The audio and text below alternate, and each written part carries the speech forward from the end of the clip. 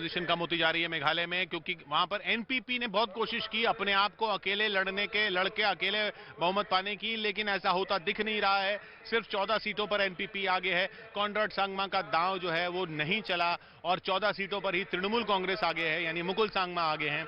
अब 30 के आंकड़े तक कैसे पहुंचेंगे कॉनराड सांगमा, या 30 के आंकड़े को जुटा लेंगे मुकुल सांगमा, ये देखना होगा। रीमा,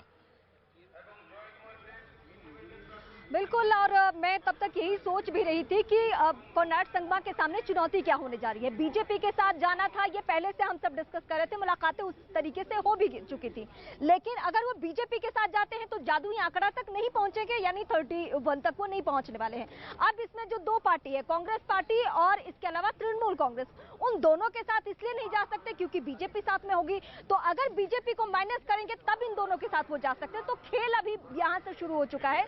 अब वो किसके साथ जाते हैं ये बड़ा दिलचस्प हो चुका है। बीजेपी के साथ रहते हैं, अगर वो अन्य के जो 18 या रुझानों में जो भी आंकड़ा इस वक्त आ रहा है किशोर, अगर वो सब एक मंच पे आ जाए, एक साथ आ जाए, तभी ये बात बन सकती है। मुझे लगता है कि असम में ये तमाम मंथन शुरू हो चुका होगा। मेरा इशारा किसके तरफ है मेरे दर्शक समझ रहे हैं। हेमंत बिस्वा शर्मा पहले ही मुलाकात कर चुके हैं, लेकिन अब जो वो कोशिश कर रहे होंगे कि एक साथ किसको लाना है, अन्य को लाना है, क्योंकि तृणमूल कांग्रेस और कांग्रेस के साथ वो लोग जा नहीं सकते।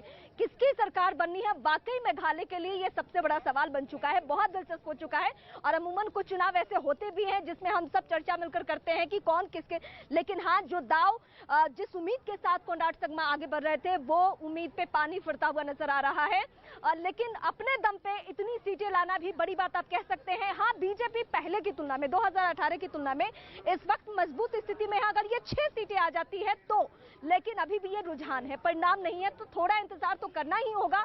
लेकिन चुनाव बहुत हो चुका है। लेकिन क्या किंग मेकर की भूमिका में इस वक्त जो सामने आए हैं मुकुल सांगमा, वो क्या क्या कर सकते हैं? क्या वो सीटें लेकर अन्य से बातचीत कर ले, कांग्रेस से बातचीत कर ले?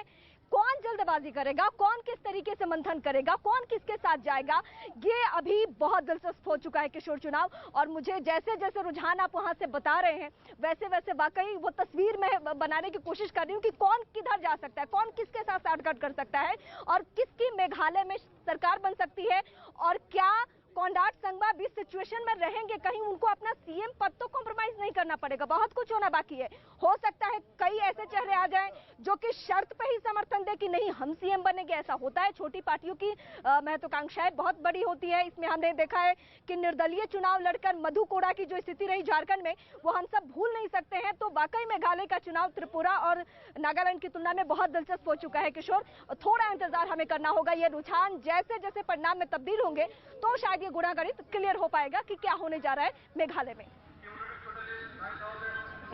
जी हाँ, तो मेघालय में टीएमसी अब 13 और एनपीपी 16 हो गया, लेकिन इधर बीजेपी भी 28 हो गया। सजीव साहब, बीजेपी 28, अब फिर 32 से गिर के फिर 28 हो गया। तो ये अप डाउन चलते रहेगा, अभी तक देखने होगा। अब जो लगता है जो अर्बन सीट में बीजेपी का थोड़ा नुकसान हो गया ना।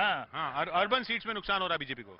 अर्बन सीट्स में नुकसान हो रहा है क्योंकि यहाँ पे मैंने वही बोला, जो छोटे छोटे जो इंडिपेंडेंट कैंडिडेट्स हैं वो छोटे छोटे, जैसे पहले लास्ट इलेक्शन में जहाँ पे वोट का शेयर जो था, वोट का जो लीड था, वो बहुत कम लीडों से उन लोगों ने जीता था। तो उन सीटों में जो इंडिपेंडेंट कैंडिडेट, इस बार के इलेक्शन में इंडिपेंडेंट कैंडिडेट की संख्या ज्यादा है, तो इस वजह से इंडिपेंडेंट कैंडिडेट जहाँ जहाँ पे गए हैं तो वो छोटे छोटे वोट काट रहे हैं। और दूसरी बात यह है कि बीजेपी से बहुत सारे लीडर्स जो हैं त्रिपुरा में भी गए हैं, और जो आईपीएफटी है पूरा का पूरा आईपीएफटी तोड़ मोड़ के पूरा आईपीएफटी चला गया त्रिपुरा के पास। तो क्या हुआ कि 2 जगह से वोट जो है बट रहे हैं, जो वो रिजर्व सीट्स में उनको त्रिपुरा को फायदा मिल रहा है। 12 पर त्रिपुरा आगे चल रही है। शारीलाम, जिष्णुदेव वर्मा पीछे चल रहे हैं और आगे कौन चल रहा है? त्रिपुरा आगे चल रहा है। मैं आपको ये बता दूं कि जिष्णुदेव वर्मा खुद ट्राइबल कम्युनिटी से होकर के, और उन्होंने कुछ देर पहले आगे चल रहे थे। हाँ, आगे चल रहे थे। उन्होंने एक बंगाली बाहुल्य सीट चुनी थी, लेकिन वहां भी त्रिपुरा अगर आगे चल रहा है तो ये